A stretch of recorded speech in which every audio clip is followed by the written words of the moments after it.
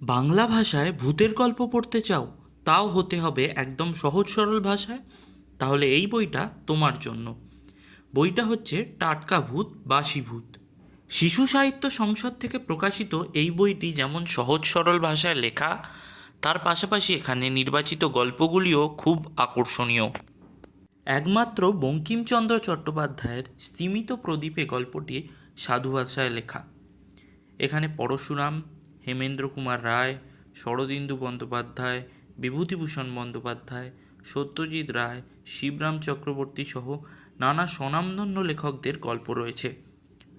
286 পৃষ্ঠার এই বইটিতে মোট 30টি ভূতের গল্প রয়েছে, যেখানে কিছু কিছু ভূত খুবই ভয়ানক, লোমহর্ষক, আবার কোনো কোনো গল্পে দেখা মিলেছে বন্ধুরূপী ভূতের। বইটিতে প্রতিটি গল্পের সাথে রয়েছে নানা রকমের আকর্ষণীয় ছবি, যা 8 থেকে 80 সব শ্রেণীর পাঠকদেরই মুগ্ধ করবে। হীরেন চট্টোপাধ্যায় সম্পাদিত বইটির বর্তমান বাজারে বিক্রয় মূল্য প্রায় 250 টাকা। তবে আমি বইটি পুরনো কেনায় এর দাম পড়েছে মাত্র 100 টাকা।